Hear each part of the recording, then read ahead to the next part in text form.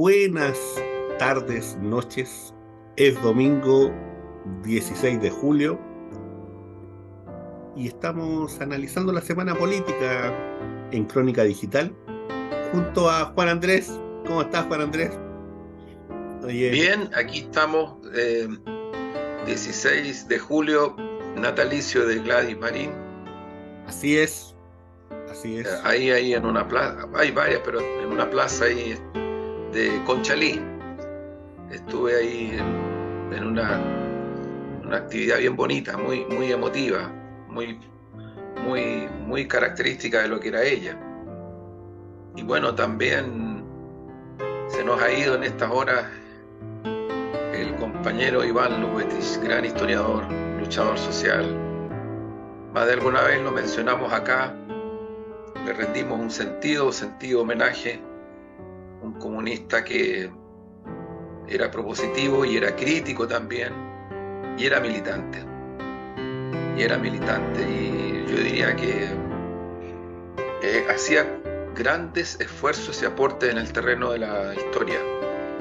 Sí. Eh, Así que, bueno, De hecho, con nos el deja origen del Partido Comunista, él propone una tesis, ¿cierto? Y a partir de eso también tiene consecuencias importantes dentro de la historia sí, del Partido Comunista.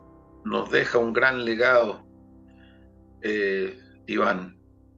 Así que ahí, bueno, los aconteceres con una semana muy movida.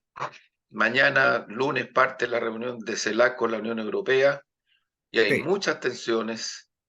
Todavía no hay acordado una declaración final.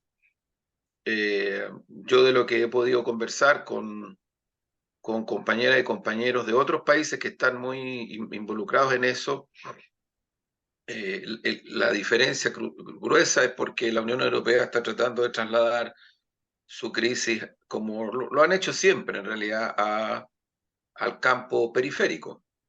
Y ahí hay una tensión.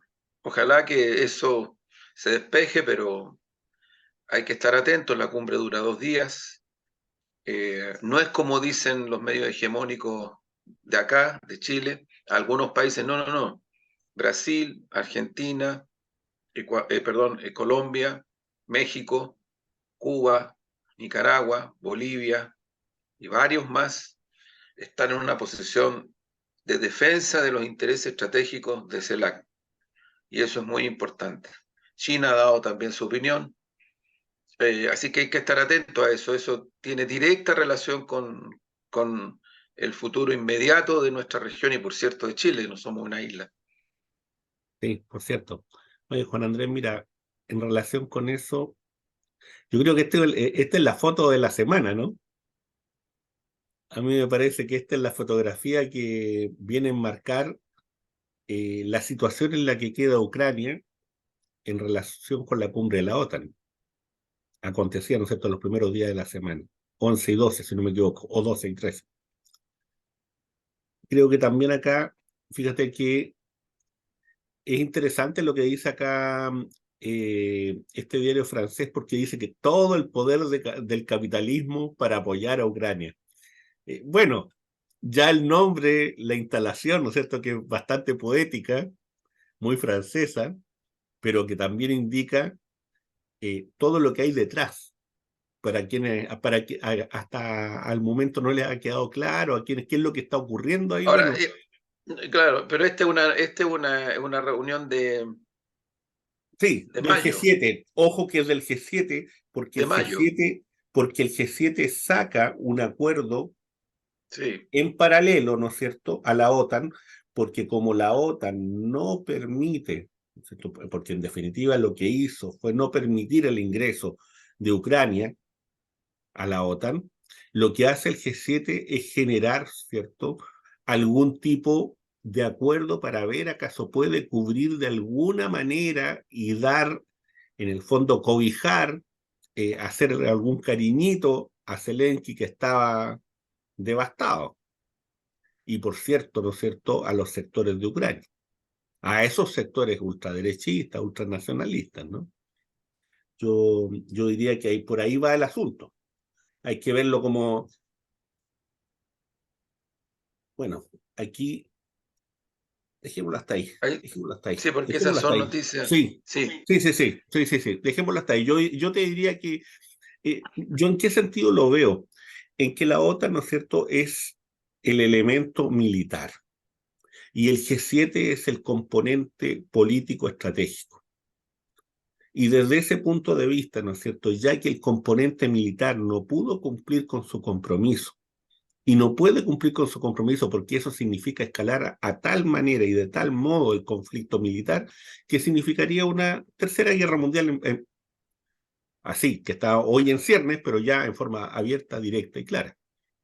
Entonces lo que hace el G7 es venir, ¿no es cierto?, y establecer un manto, algún cariñito, como para que en este caso el señor Zelensky se vaya tranquilo a su país y pueda venir y decir algo, desde mi punto de vista, ¿no? Eso fue, si uno pudiera hacer un cierre de lo que ocurrió ahí, eso es.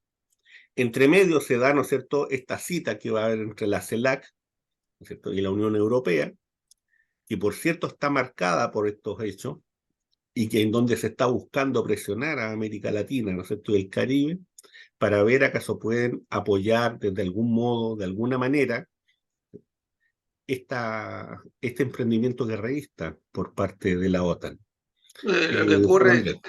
sí, yo creo, yo insisto, lo que ocurre es que la tensión que hay entre la CELAC y la Unión Europea tiene que ver con el hecho de que la Unión Europea, de una manera muy prepotente, lo han hecho otras veces, está Mm, tratando de trasladar los efectos de la crisis que ellos viven hacia América Latina. Y por cierto que están mirando los recursos naturales, energéticos de América Latina, están viendo condiciones favorables para ellos en la inversión de capitales. Esto se asocia efectivamente a lo que tú señalabas, o sea, a que la situación de la Unión Europea y de Estados Unidos es una situación que tiene que ver con esta crisis que se profundiza el capitalismo salvaje, la deuda pública del ujú, planeta es cada vez mayor. Ahí el efecto más brutal es hacia África, porque ocurre lo mismo. Los centros hegemónicos del capitalismo salvaje trasladan a las periferias los efectos respecto de la deuda pública del planeta. Estos recaen y caen duramente en África, muy fuertemente. Esto acelera de que muchos países africanos estén ya abriéndose camino para incorporarse a los BRICS. En los BRICS, lo hemos dicho otras veces, está la India, está Sudáfrica, está Rusia, está Brasil, está China. ¿Qué es la economía emergente? La economía que yo creo que con dificultades, no es un proceso tan simple, se abre camino respecto de poder salir de esta situación de crisis que está el planeta con este capitalismo salvaje, galopante, en condiciones de pervivencia y que se busquen los términos de referencia para enfrentar los temas de pobreza, de escasez, el cambio climático, en fin, hay una serie de situaciones que son cada vez más críticas, ¿no? Aquí en Chile estamos viviendo el cambio climático, en muchos países de Europa se está viviendo de una manera dramática el tema de las altas temperaturas, en otras regiones ocurre lo mismo, en Estados Unidos. Entonces, hay una serie de situaciones que son multifacéticas y que del punto de vista de la pervivencia del planeta en el mediano plazo, no estamos hablando de siglos, lo único que se ve como factible es la superación de este imperialismo norteamericano asociado a la OTAN, a la Unión Europea. Eso es lo que se está jugando. Y yo tengo la impresión de que los países que están más claros del punto de vista de la defensa estratégica y la necesidad del multilateralismo en esta reunión guión tensión CELAC Unión Europea ujú. son México, Argentina, Brasil, Venezuela, Cuba, Bolivia, Colombia y otras naciones más, Honduras, en fin. O sea, es un conjunto de naciones, la mayoría de las naciones y las más incidentes. Por tanto, hay que estar muy atento a lo que va a ocurrir ahí. Bueno, yo creo que China ha hecho ver su posición a propósito de esta reunión de CELAC y la Unión Europea. Rusia está atento a lo que pasa ahí, al igual que la India, al igual que Sudáfrica, y por lo tanto yo diría que el aislamiento del régimen nazi ucraniano tiene que ver con todos estos factores también. O sea, cuando se pierde o cuando se va perdiendo una guerra, desde el punto de vista militar, a diferencia del resultado, por ejemplo, en concreto de la Segunda Guerra Mundial, o de, no, o de varias de las intervenciones norteamericanas con los europeos en África, en Oriente Medio, en el sudeste asiático, en América Latina, con dictaduras mediante, para poder controlar los recursos naturales y energéticos y el trabajo humano de estas zonas del planeta. Claro, hay hegemonías que han logrado su predominio.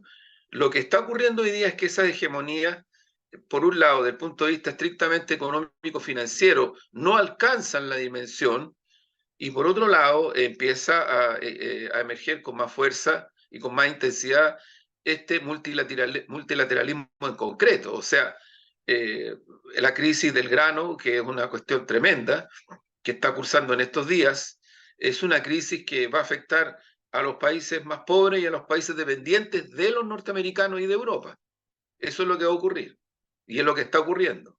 Y por lo tanto, de nuevo volvemos al punto de referencia a partir del cual la necesidad de la superación de esta hegemonía pasa a ser una cuestión vital para el mundo, para el mundo. Y claro, no se puede descartar que temas como la deuda pública planetaria, que temas como la crisis monetaria que hemos hablado otras veces, la que es la crisis del dólar concretamente, eh, el, el, el, el evidente fracaso de la acción militarista ucraniana con Estados Unidos, con la Unión Europea en relación a Rusia, marcan una serie de situaciones que yo creo que hay que estar observando muy atentamente lo que pasa en los próximos días, porque lo que ocurra en la reunión de CELAC con Unión Europea, lo que ocurra en el frente militar, lo que ocurra en lo que está produciéndose en estos momentos también, que es una interacción entre, yo diría, los que mandan el sistema financiero en Estados Unidos con China, yo diría hay que mirarlo con atención. Y creo que ahí es importante observar también las dinámicas que toman estas circunstancias para los intereses nacionales de los estados nacionales de nuestra región. Partimos por Chile. Asunto que no es ni la oligarquía, ni los grupos económicos financieros de nuestro país, ni nadie. Piensa, Omar, que es en simultáneo a la reunión de CELAC y la Unión Europea, digo en simultáneo porque horas antes, se va a producir un encuentro, una cumbre de los pueblos, en donde ya tienen anunciada y confirmada la presencia el presidente de Argentina, el presidente del Brasil, el presidente de Cuba, el canciller de Venezuela, la canciller de México, que además hace poquito era la secretaria ejecutiva de la CEPAL, por lo tanto tiene un peso económico político muy importante, ahora es canciller, y hace un poco tiempo atrás nomás era la secretaria ejecutiva de la CEPAL. El presidente de Colombia. Entonces hay una dinámica que yo creo que es muy importante tenerla presente. Yo me permito, como lo he dicho otras veces, con mucha humildad, pero quienes miran, quienes nos siguen, quienes conversan, quienes dialogan, quienes están o ven en este programa, sigan esta situación porque es extraordinariamente importante. Luego viene una reunión de CELAC y probablemente van a haber varias cosas que van a producir cierta tensión. Atención, porque la relación de China con los países de nuestra región del Cono Sur se sigue incrementando, no se debilita. Por ahí me quedaría en ese ámbito. Sí, mira, yo diría que el escenario internacional se muestra cada vez más complejo, y digo complejo en la medida en que la OTAN intenta aumentar su presión. Sin embargo, es una presión, ¿no es cierto?, muy medida, muy preestablecida aparentemente, bajo una estrategia que todavía, ¿no es cierto?, no se puede percibir en toda su dimensión. Lo que sí se sabe es que hay un interés de escalar el conflicto, y en ese escalar tampoco hay un atrevimiento mayor, lo que son señales también para países que han estado en una situación bien al límite, como Polonia. Yo tengo la impresión de que esta situación en la que queda Ucrania hoy, que queda al descampado, es también, de una u otra manera, un mensaje en blanco y negro a los intereses de Polonia, por una parte. Yo creo que en otro ámbito también indica de que la OTAN reconoce, entre líneas, su incapacidad, ¿no es cierto?, de poder sostener un conflicto en la medida en que ellos quisieran. Y a partir de eso, ¿no es cierto?, el ingreso de este tipo de bombas racimo, y a partir de eso, ¿no es cierto?, el supuesto compromiso de los F-16 que se podrá dar en algún momento, y a partir de eso, ¿no es cierto?, el, en la redacción que hace la OTAN hay un elemento que es muy vergonzoso porque dice que el ingreso de Ucrania va a depender de los resultados, en definitiva, del conflicto. Lo que entre líneas significa que el ingreso de Ucrania va a depender de si es capaz de derrotar a la Federación Rusa o no. Lo que en esta situación, ¿no es cierto?, es impracticable. Frente a eso, entonces, de ahí la desazón. De ahí la desazón. De ahí la desazón de Zelensky que se transmite, ¿no es cierto?, en sus Twitter. De ahí la desazón, ¿no es cierto?, de algunos otros integrantes del gobierno, porque evidentemente que tienen que dar explicaciones también en su país, por mucho control que tengan. Es que tienen que explicar. Es que tienen que explicar a las familias. Es que tienen que explicar a los aliados. Es que tienen que explicarle a alguien lo que está ocurriendo. Y no hay una explicación real, más allá del hecho, ¿no es cierto?, de sentirse profundamente utilizado, de estar dispuesto, ¿no es cierto?, a entregarlo efectivamente hasta el último ucraniano. Efectivamente, en términos reales, así. Entonces, frente a eso, esta situación o esta relación con América Latina ha sido establecida, ¿no es cierto?, como uno de los continentes más esquivos con Ucrania y con el conflicto militar en sí. De ahí la presión por parte de Europa, de ahí la presión por parte de Estados Unidos. De ahí uno de los puntos de inflexión que es ese, además de los elementos económicos que tú muy bien los retratas, Juan Andrés, y que tienen que ver, ¿no es cierto?, con en el fondo en qué medida nosotros podemos aportar de una u otra forma, ¿no es cierto?, a ser, en el fondo, patrocinadores indirectos del conflicto. Claro, yo creo, Omar, que, mira, a mí la impresión que me queda es que en este momento queda más en evidencia el descaro, tanto del imperialismo norteamericano como de la Unión Europea, de empujar una guerra cuya causalidad está en tratar de lograr, a partir de esa guerra, revertir una crisis económica financiera en sus propios territorios. Yo creo que ese para mí es el punto clave. Y es tan evidente que incluso países de Bulgaria, Hungría, Polonia, se están moviendo en una zona que, claro, podría uno considerar es una especie de nacionalismo, intereses nacionales. Bueno, hay distintas expresiones, pero se están moviendo hacia un disenso respecto de la utilidad de la guerra en relación a estos temas. Entonces, hay que mirar con cierta dialéctica. Yo insisto, en este momento Estados Unidos está buscando el diálogo con China y lo está buscando después de que estuvo semanas y meses tratando de generar una tensión militar, estrictamente militar, a través de Taiwán. O sea, Taiwán no es Ucrania, pero para efectos de esta situación en la cual la crisis económico-financiera la tienen en su propio seno, son parecidas las situaciones. O sea, Ucrania es un instrumento servil como lo es Taiwán y les importa un carajo, y lo digo con mucha responsabilidad, les reimporta un carajo la vida de esos pueblos. Ese no es el tema. El tema para el imperialismo yanqui, para la OTAN y la Unión Europea es la recomposición de esta hegemonía en corto plazo. Por eso es que la tensión que hacen ver a los países de la CELAC es que ellos ya no tienen límites para establecer otras cosas que no sean las que están planteándose antes de que parta la reunión, que es mañana. Y por eso es que todavía no hay acuerdo. Entre otras cosas, por ejemplo, ¿cuál es la derivada concreta de eso? Que no hay acuerdo de condenar el bloqueo norteamericano a Cuba.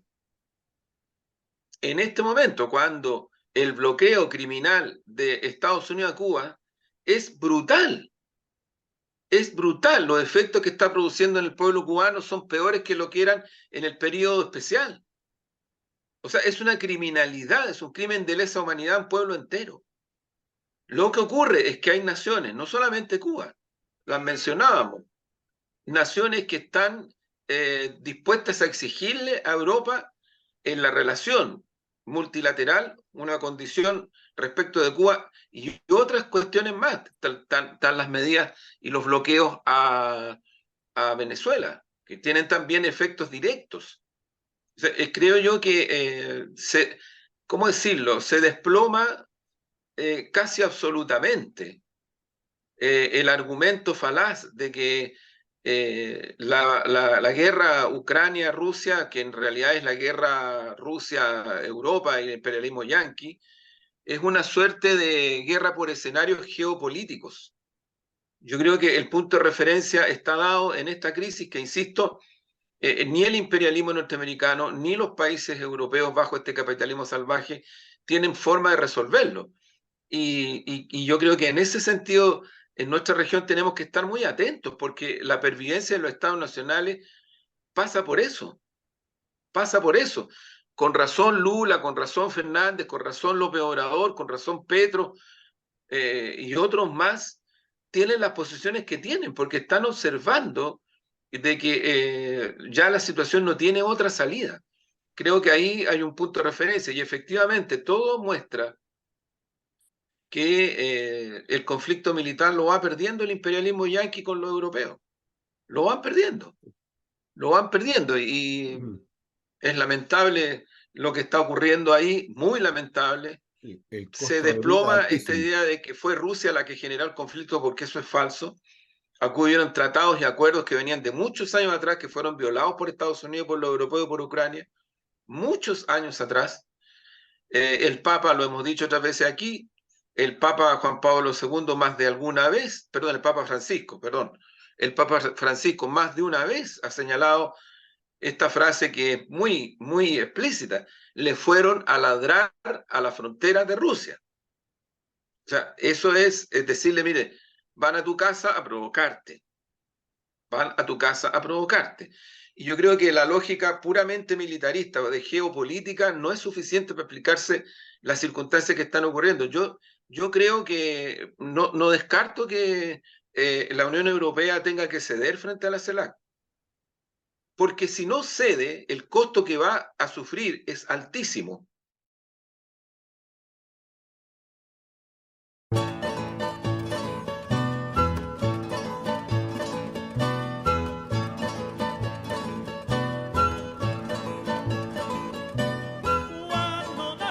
Bienvenidos al Café Crónica Digital, un espacio donde la cultura y la amistad se funden en un delicioso y rico café.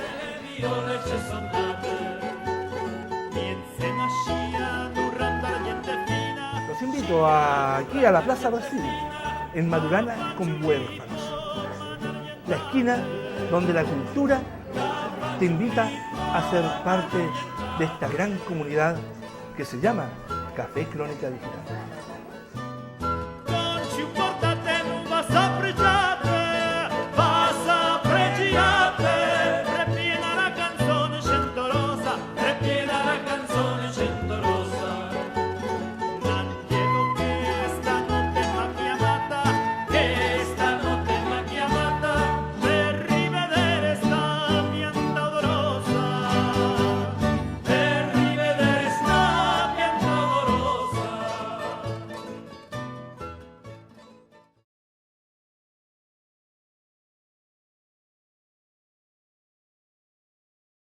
Es altísimo, pero por otro lado, los países de la CELAC tampoco tienen mucho espacio para decir, bueno, ya hagan lo que siempre han hecho, llévense el, el capital especulativo de vuelta con altas tasas de ganancia, hagan lo que quieran más o menos con el litio, enriquezcanse a nuestras costas de trabajo humano.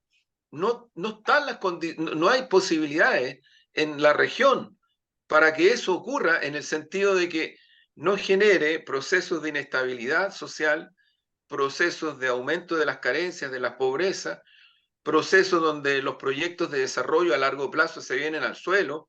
Eso es lo que está en juego. Entonces yo diría que ahí hay un punto bien interesante que observar en las próximas horas y días, porque esto está cursando con un dinamismo muy, muy alto.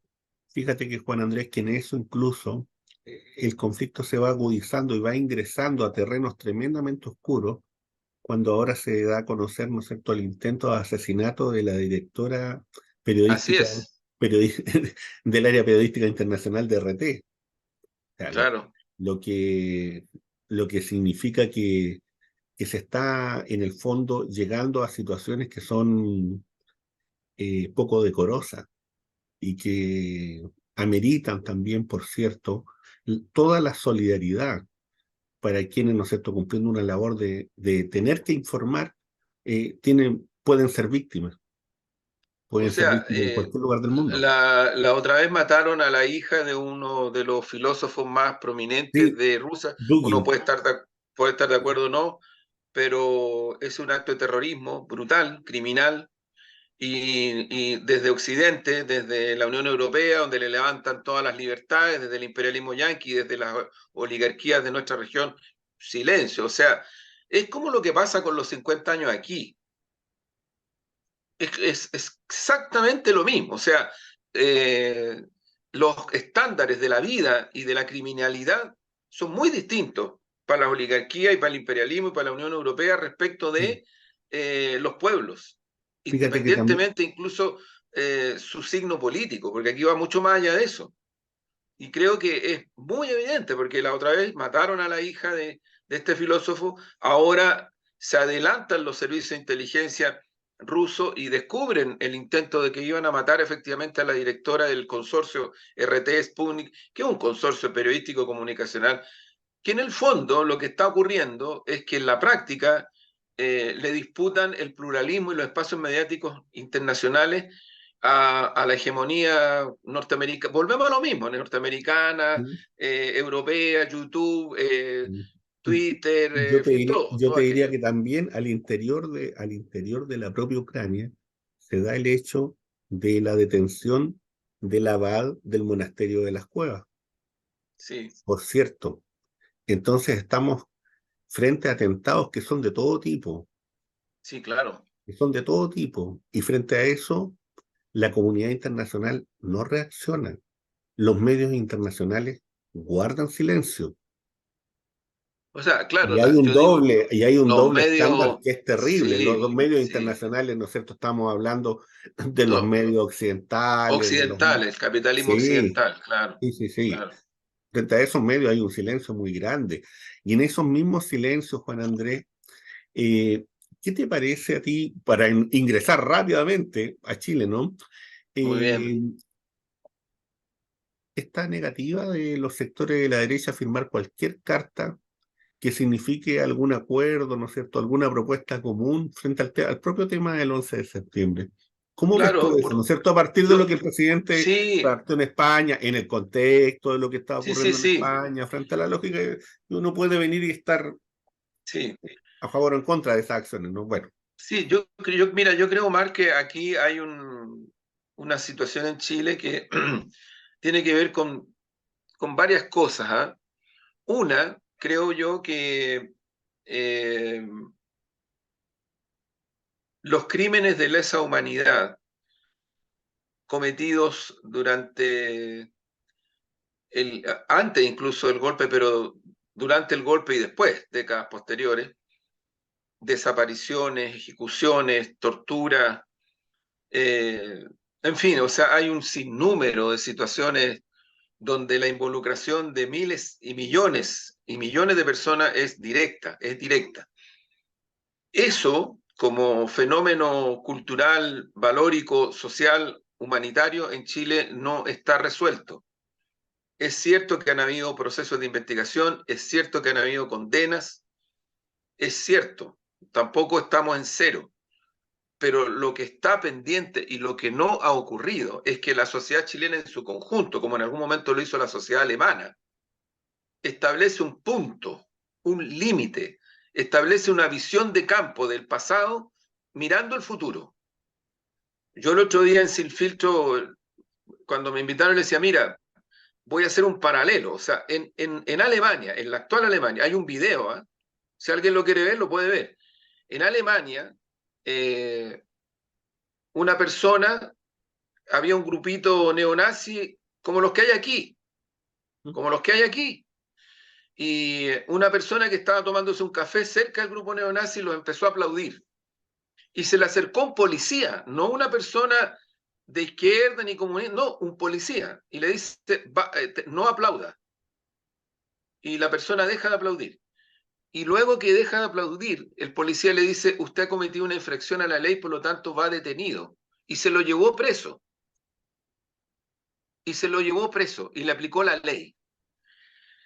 En Chile, cuando tú tienes una situación a partir de la cual costó dramas el reconocimiento de la existencia de la detención y de la desaparición forzosa, porque Sergio Díez, que era representante de la dictadura en Naciones Unidas, lo negó en Naciones Unidas.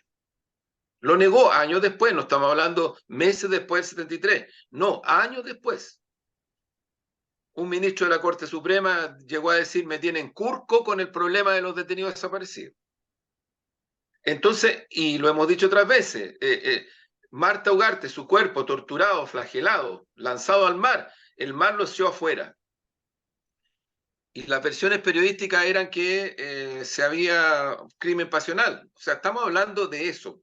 Hay un sinnúmero. Acabo de leer un mensaje de la hermana de un compañero que hizo el servicio militar, Nash, que fue ejecutado, y que ella describe cómo fue el proceso judicial. Entonces dice, aquí no ha habido justicia. Aquí no ha habido justicia, y en Paine no ha habido justicia, y en Chigüío no ha habido justicia. O sea, estamos hablando de centenares y centenares de situaciones que involucran a miles y miles y millones de personas.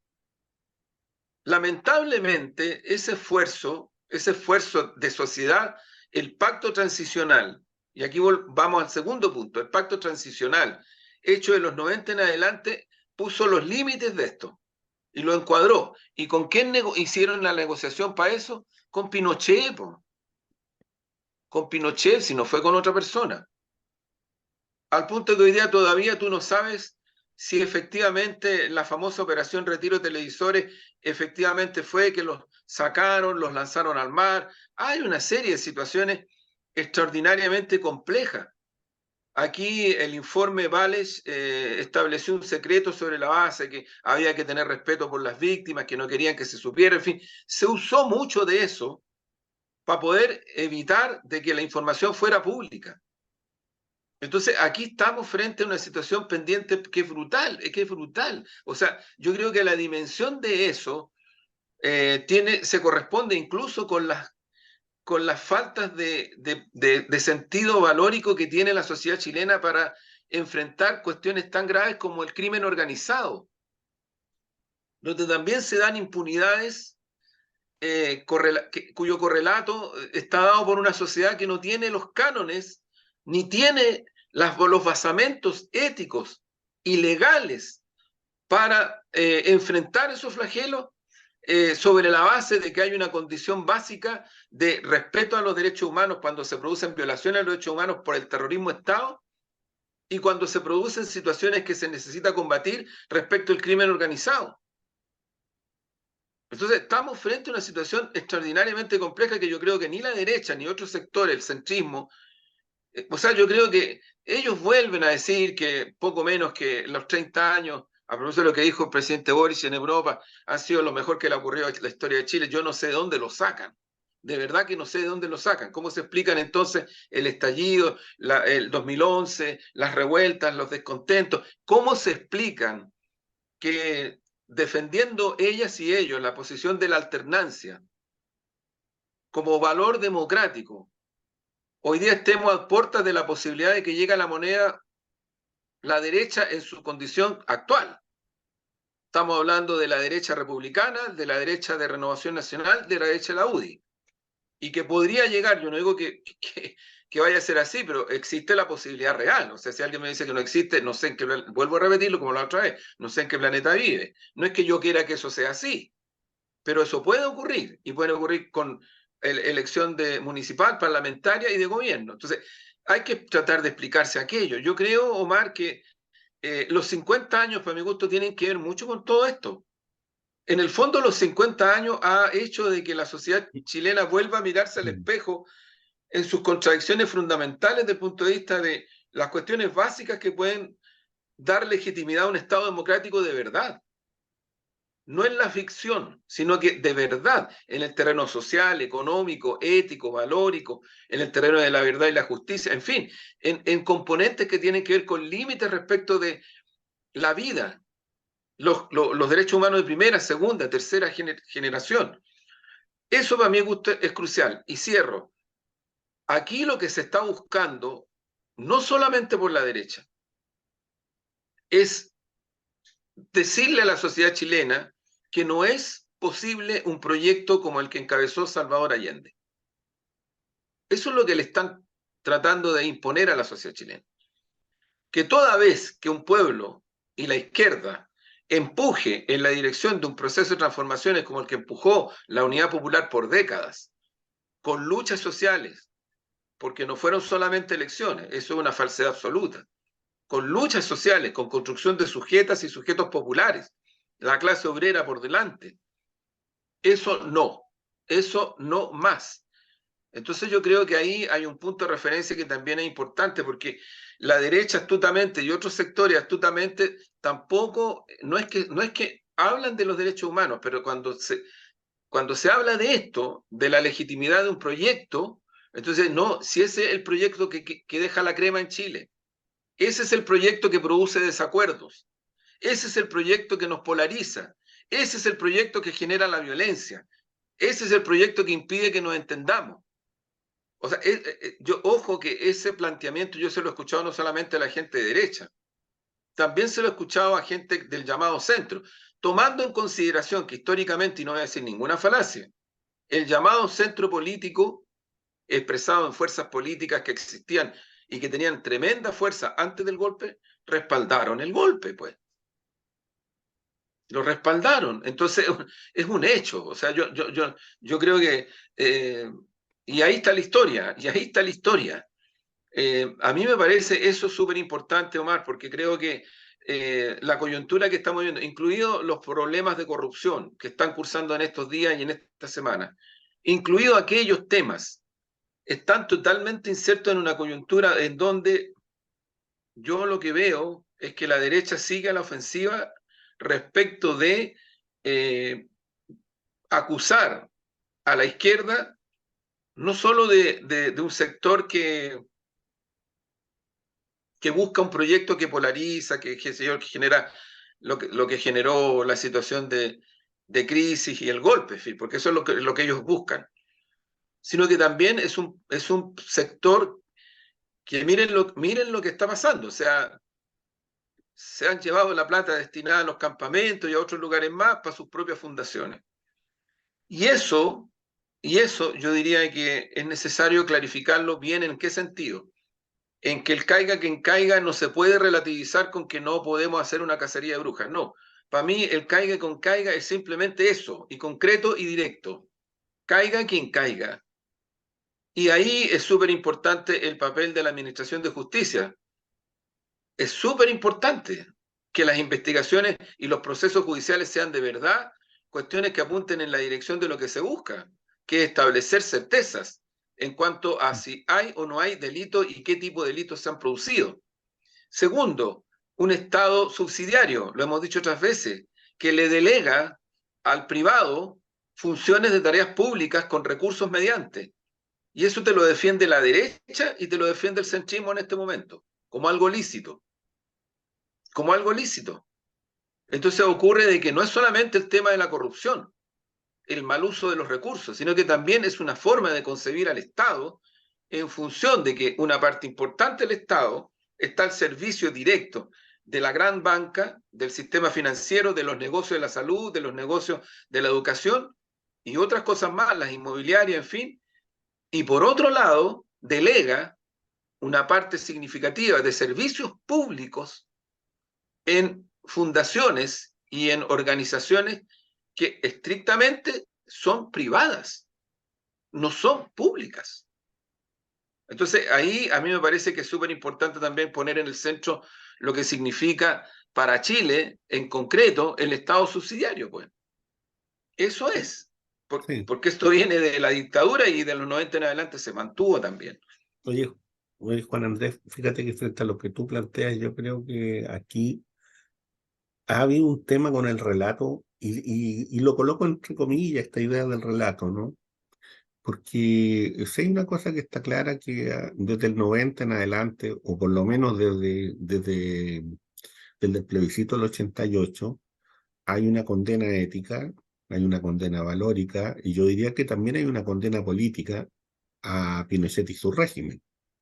De uno u otro modo, la expresión de lo que fue ocurriendo en ese periodo es eso. Otra cosa es la discusión sobre las interpretaciones y la discusión sobre las miradas.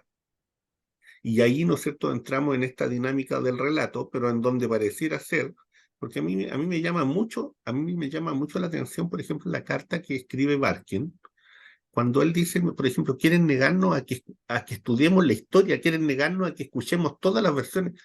Perdón, pero si aquí durante 17 años hubo una versión única. Y sigue habiéndola, pues. Y sigue habiéndola. O sea, Sí, pues. sí, pues, pero si aquí hubo una negación absoluta a lo que fue el informe Vale, a lo que fue el informe Reti.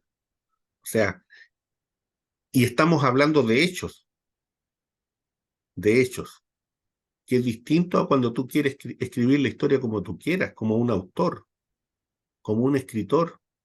O sea, cuando tú te refieres a situaciones tan dramáticas como lo que ocurrieron desde 1973 en adelante, no estamos hablando solamente desde la perspectiva de un autor, pues.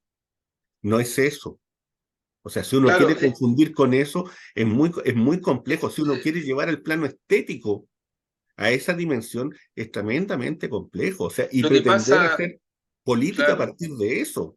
lo que pasa, Omar, que yo te insisto, mira, a mí me parece que de una manera muy astuta, por no decir de otra manera, ¿Sí?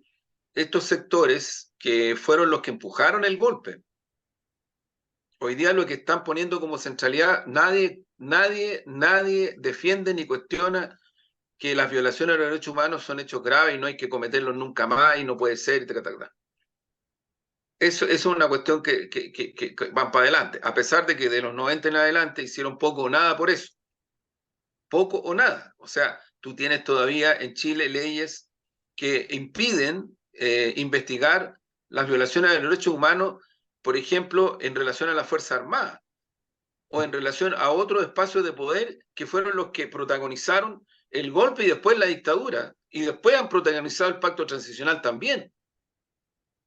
Entonces, hay un artículo de Carlos Portales donde él hace referencia a partir de declaraciones de expresidentes, Lago, Frei Ruiz Tagle, Elwin y otros más, en donde hacen referencia a Benninger, que no era presidente, pero era un ¿Sí? gran asesor dentro de los gobiernos de la concertación, donde hacen referencia a los límites de lo que significa en lo concreto la democracia en la medida de lo posible.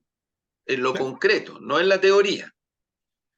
Entonces ocurre que cuando tú eso lo llevas a los hechos en concreto, tú tienes una situación que es la que es. O sea, respecto de las violaciones a los derechos humanos, respecto a la condición de crímenes de lesa humanidad, todavía hay una deuda inmensa de verdad y de justicia, inmensa.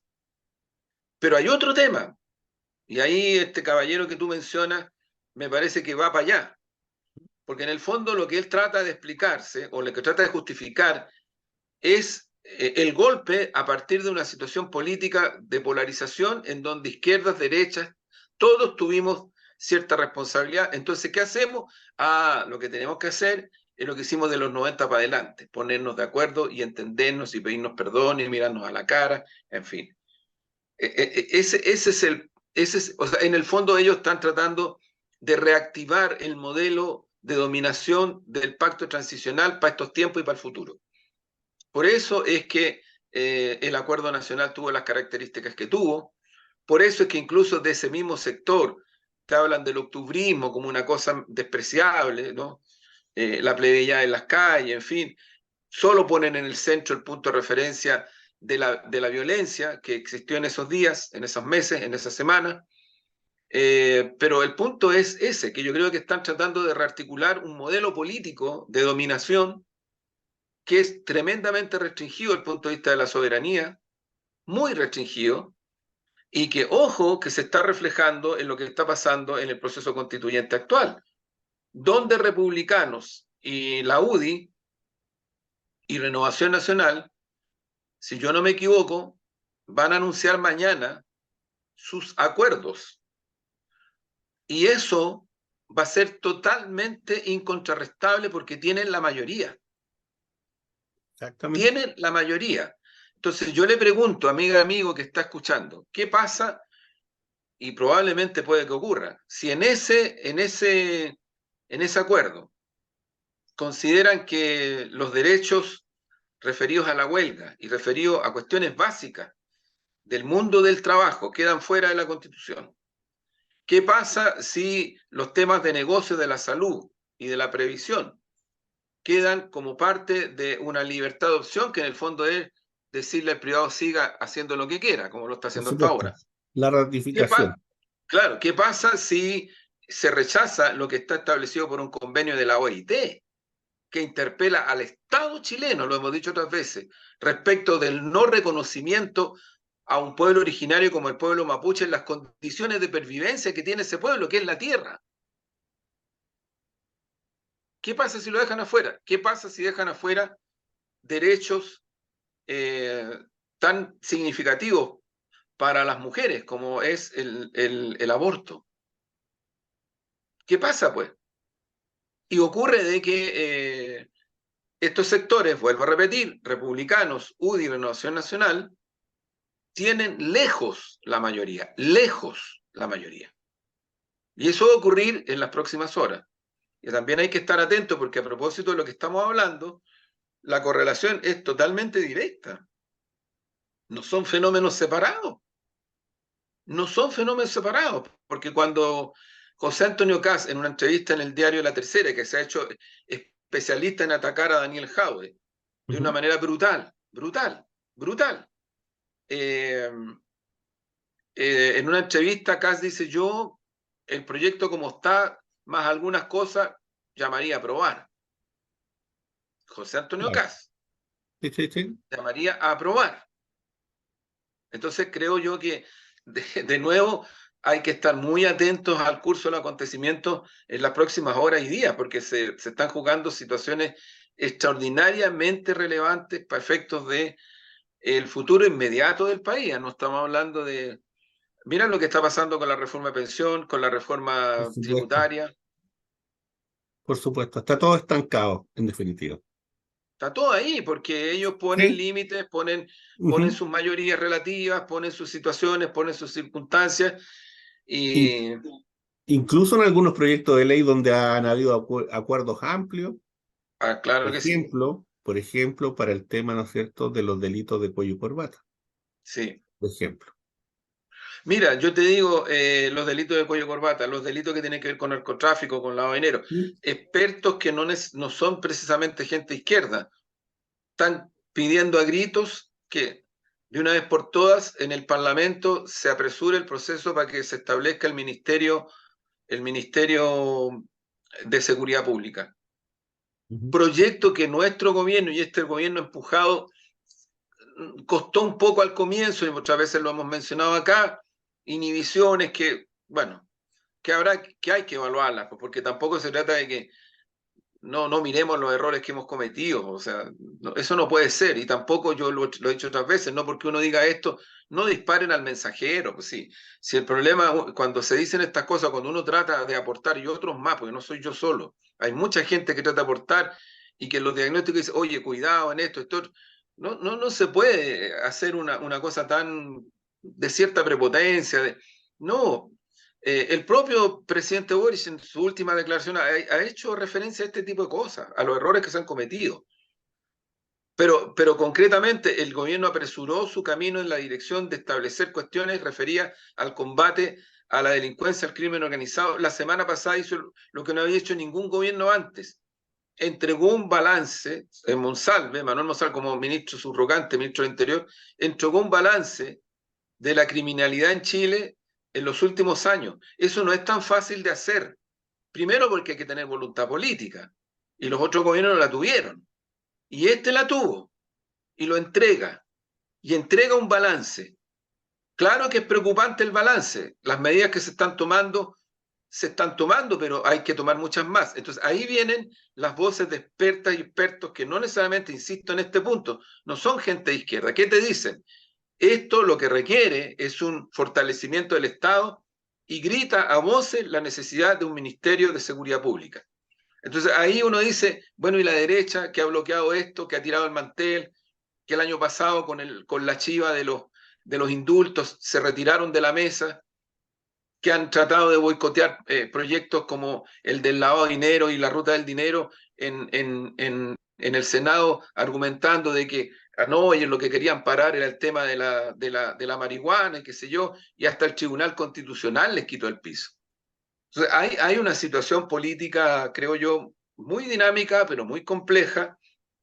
Cierro con esto.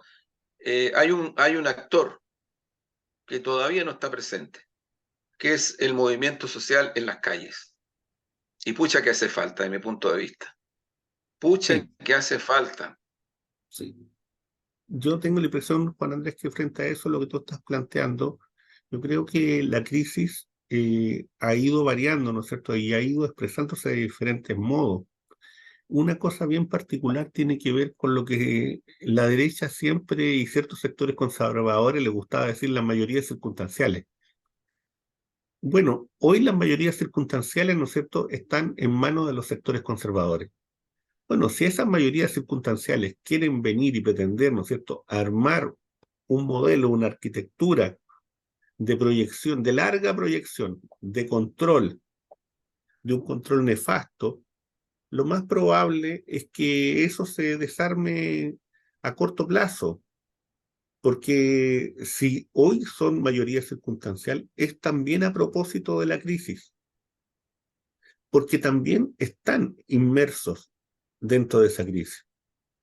Y mientras las élites, ¿no es cierto?, no entiendan el proceso mismo de la crisis, mientras no entiendan la dimensión de la crisis, y que, en definitiva, las herramientas que están tratando de demostrar para poder enfrentarla no están a la altura del conflicto, lo más probable es que vayan al fracaso. Es altamente posible que vayan al fracaso. Y entonces, a mí me parece que agotado esa dimensión de este tipo de herramientas, porque pasamos de un momento en donde se le entregó la mayoría circunstancial a sectores que no venían del ámbito político específico, que fue la convención anterior. Llegamos hoy día a la contracara. Son sectores conservadores, ¿no es cierto?, ligados a partidos tradicionales, etcétera, etcétera. Bueno, si eso aparentemente no funciona como aparentemente no está funcionando, yo no sé cuál va a ser la perspectiva que va a tomar la ciudadanía, y en donde si esta aparente calma va a seguir así, o se va a pasar nuevamente, ¿no es cierto?, al escenario en donde el movimiento social va a empezar a actuar de manera más drástica y más directa. Es que, claro, lo que Puede pasa, ser esa una posibilidad. mira, Omar, es que yo creo que las cosas tienen historicidad, tienen dialéctica y no reconocer eso es como no reconocer la realidad de mi punto de vista. Porque mira, yo no quiero ser autorreferente respecto al Partido Comunista, pero cuando las cosas son tan, yo diría, certeras, tan evidentes. Mira, pacto transicional, ok, pacto transicional. El Partido Comunista, yo creo, no sé si me equivoco, 1 o 2 años, de los 90 al 92, no sé si más, se planteó como independiente frente al proceso, no opositor. Pero cuando se observó que la tendencia iba para donde iba, el Partido Comunista toma la decisión de ser oposición. Oposición. Encabezaba en ese tiempo el partido, el secretario general, el compañero Volodya Teitelbaum. Luego, el año 96, cuando encabeza el partido la secretaria general Gladys Marín, que a propósito de hoy día su cumpleaños, que lo recordábamos, ella encabeza la propuesta que hace el Partido Comunista a la concertación de un pacto con expresión electoral, pero que tenía basamentos políticos. Ahí empieza a emerger ya con más claridad la necesidad de una nueva constitución, un nuevo código del trabajo, verdad y justicia, en fin, varias cosas súper sustantivas, súper importantes, porque se veía esta tendencia no solo desde el punto de vista puramente de los partidos políticos, sino que desde el punto de vista de la sociedad. Ahí se empieza a fraguar lo que deriva después en que 5 millones de personas dejan de votar. 5 millones de personas, po. O sea, estamos hablando de mucha gente. Y no eran solo jóvenes ya, o sea, ni tampoco eran puras personas de la tercera edad, no, o sea, empieza a haber un universo electoral transversal desde el punto de vista etario, con una volatilidad además fuerte entre los que votaban, o entre los que votan. Y ocurre que ese proceso primero lo rechaza la concertación, porque privilegia el entendimiento con Renovación Nacional y con la derecha. Y después, en la medida en que las cosas siguen tomando el curso que siguen tomando, de alguna manera en la concertación se empieza a mirar un poco para acá. Pero eso tampoco detuvo la tendencia. Y ahí viene el primer gobierno de Piñera. Yo me recuerdo perfectamente que en ese momento el Partido Comunista logra elegir 3 diputados: Hugo Gutiérrez, Lautaro Carmona y Guillermo Teller, sobre la base no de echar abajo el binominal todavía, porque el binominal se echa más adelante, sino que sobre la base de un acuerdo por omisión. Así se logró eso. Pero la verdad es que en ese momento, nosotros obviamente que estábamos alegres.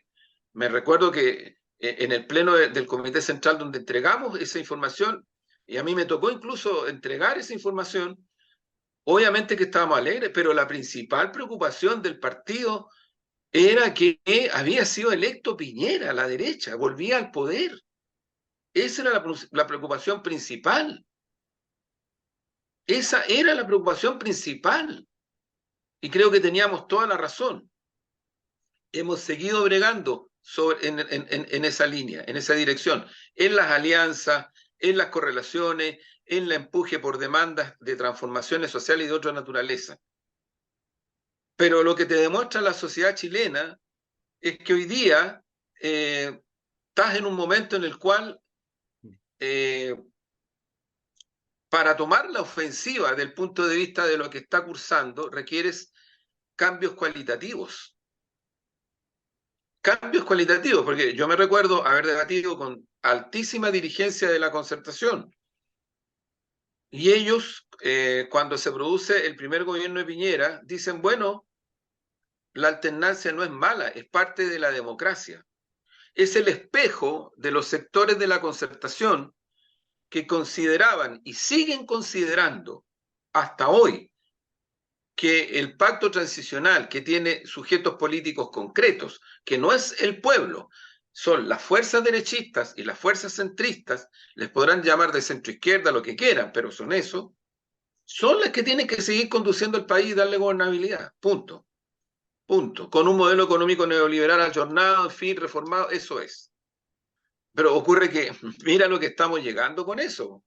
A lo que estamos llegando con eso, incluido nuestro gobierno, que en ese sentido tenemos que asumir que producto de esta situación en el Parlamento, producto de otras situaciones más, cada vez más estamos al debe de cuestiones fundamentales para la sociedad chilena.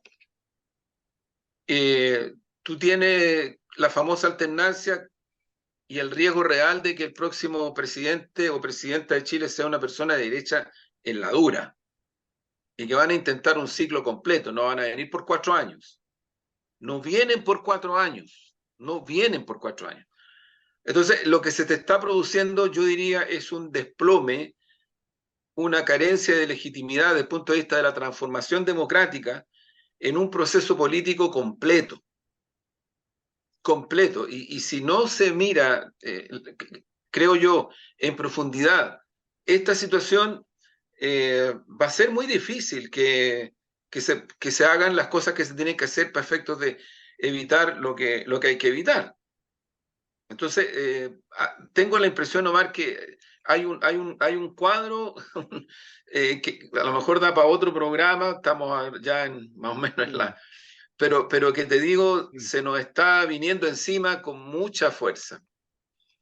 Yo diría que el cuadro de crisis extrema es de una complejidad muy grande. Las encuestas que existen, ¿no es cierto?, sobre la misma valoración de las instituciones te van diciendo también Sí, cuál pues. es el grado de molestia, de incomodidad, de distancia que existe con la élite. Y cómo incluso algunas partes de la institución que sube, ¿no es cierto?, en la percepción ciudadana, también tiene que ver con situaciones específicas al alero, ¿no es cierto?, de la delincuencia. Y que por tanto no es un tema estructural. Y estoy hablando específicamente de la valoración de Carabineros. O sea, si uno cree que la valoración de Carabineros que aparece hoy es de carácter estructural, es porque no está leyendo los tiempos como corresponde. O sea, en la encuesta lo que aparece es que la valoración mayor es de instituciones, estamos hablando claro, es claro, Carabineros, es Fuerzas Armadas, exactamente, Contraloría, y las que tienen menos credibilidad y valoración para la ciudadanía son partidos políticos, parlamentos y exacto, canales de televisión, ojo, claro, y canales de televisión. sí, sí, sí, sí, Entonces hay que tratar de mirar la realidad. claro, eso es Juan Andrés. Muy Bueno, bien. Bueno, vamos cerrando, un pequeño textito, un poemita muy cortito bien. Nunca nos puede faltar. para una noche de julio, a propósito de esta discusión de la memoria y todo este tipo de cosas. El tiempo borra los nombres. A veces un verso tiene la estatura para doblar las rodillas de la muerte. Muchas Así gracias, es. Omar. Muchas gracias. Oye, a propósito de tu poema, quiero también recordar al compañero Miguel Oces, que ha muerto en estas horas, con luchador sindical, luchador social, un militante comunista, Miguel Oces, que creo que también, a propósito, fíjate cómo son las cosas, a propósito del poema, y que no se crea, Omar, lo digo porque a veces cuando nosotros hacemos estos diagnósticos, alguien cree que somos pesimistas. No, es al revés. No, es al revés. O sea, lo que queremos y el esfuerzo que hacemos, creo que eso lo compartimos, Omar, es que el diagnóstico sea real, para enfrentar los desafíos y hacer todo lo que haya que hacer para evitar de que la derecha, por tercera vez, con esta torpe y antidemocrática sentido de la alternancia, porque no tiene nada que ver con que uno esté por el autoritarismo, porque esa es la otra cuestión. No, no, es que hay gente que cree que la alternancia con la derecha, ojo, con la derecha, es muy democrático, es muy bueno para el país, Y hace además, bien. y además particularmente con esta derecha, Sí, claro. que Sí, no es claro. la derecha que existe en otros lugares, no, es la que conocemos Claro. acá. Así es. Bueno, Eso. ya, pues, Bueno, Omar, que estén bien. gracias por el poema. Buenas noches. Buenas noches. Acuérdense de suscribirse al canal, agradecer los comentarios y qué sé yo, todo eso. Chau, chau. Chao, chao, nos vemos.